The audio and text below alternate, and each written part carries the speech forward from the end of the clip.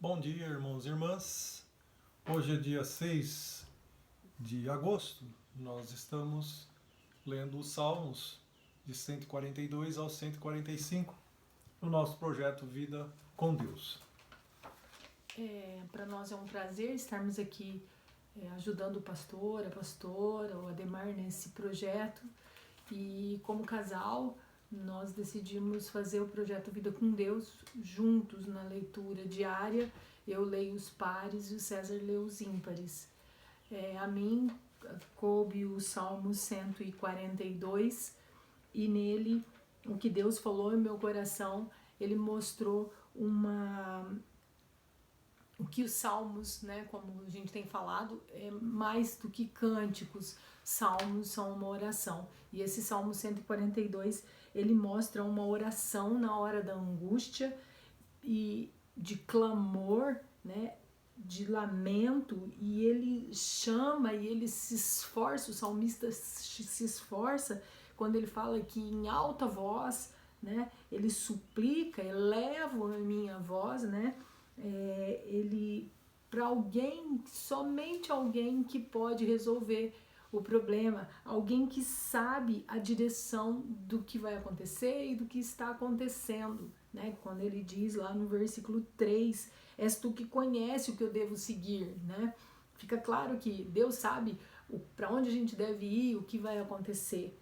E outra coisa que me chamou muito a atenção foi o verso 4, quando ele diz assim, olha à direita e vê, né? Ninguém se preocupa comigo. Mostrou para mim a necessidade que nós temos, né, de ter alguém ao nosso lado, como lembra lá em Eclesiastes, né? Nós precisa de dois, né? Se nós tivermos dois, um ajuda o outro, né? Tem a ver aqui com um companheirismo, com alguém que se importa com a gente, né? E Deus é essa pessoa que está com a gente ao nosso lado o tempo todo, nosso companheiro. Bem, irmãos e irmãs, esses 4 salmos, né, 142, 143, 144, 145, é de autoria do rei Davi, como os irmãos e irmãs sabem, um homem segundo o coração de Deus. No 143, me chama a atenção aqui os 2 primeiros versículos, né? Ele fala, ouve, Senhor, a minha oração. Dá ouvidos à minha súplica e responde-me, por tua fidelidade e por tua justiça. Mas não leves o teu servo a julgamento, pois ninguém é justo diante de ti. Então me leva a conceber aqui a questão do juízo, né? E nós temos 2 possibilidades. Alguém justo e alguém injusto. Então há 2 possibilidades aqui. E Davi está dizendo a Deus, né? Não me leve a juízo, porque diante de ti ninguém é justo. Então nós temos 2 figuras, não apenas nos Salmos, né?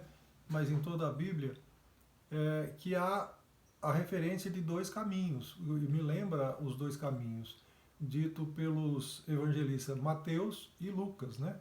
Depois os irmãos podem conferir lá em Mateus, versículo 7, o 13 e o 14, e em Lucas, o 13 e 24, que fala exatamente dos 2 caminhos, né? E exatamente dizendo o seguinte, que entra pela porta estreita e esforça-te para entrar lá.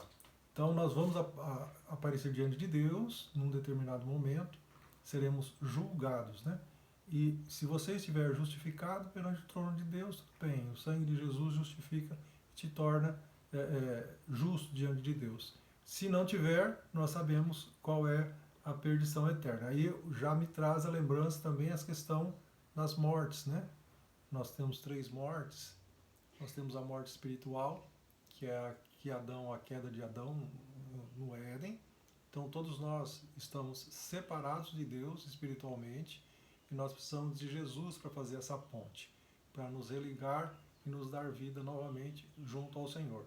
Nós temos a morte física, pela qual todos nós vamos passar, e esse julgamento aqui de que ele fala é a pior das mortes, que é a morte eterna, né?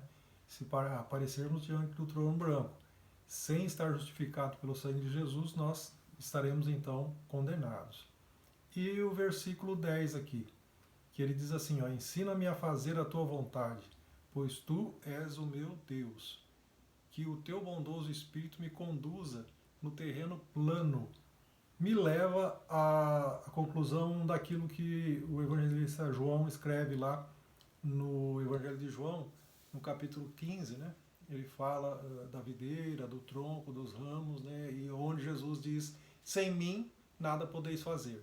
Então, Deus é que nos capacita, né? Então, é Ele que nos mostra a sua bondade através do seu Santo Espírito. O Salmo 144, ainda naquele cenário de conflito, Davi não entra em pânico, ele apenas invoca aí o Senhor. E o que me chamou muita atenção, claro, né, como louvor, foi o verso 9, que a certeza de sermos ouvidos nos faz louvar, né?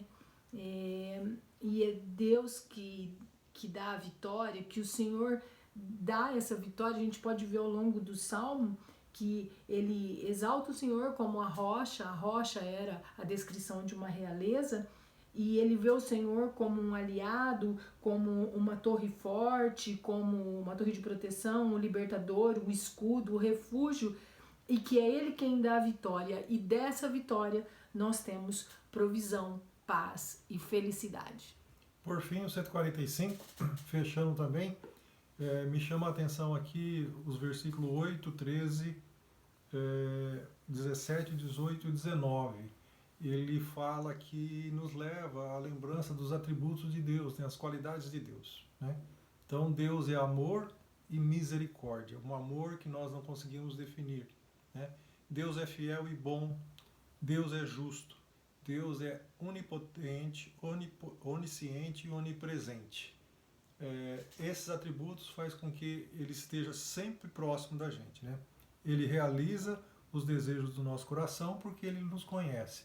Muito antes de falarmos, as primeiras coisas nascem no nosso coração, exatamente do que diz a boca, né? O que está cheio o coração.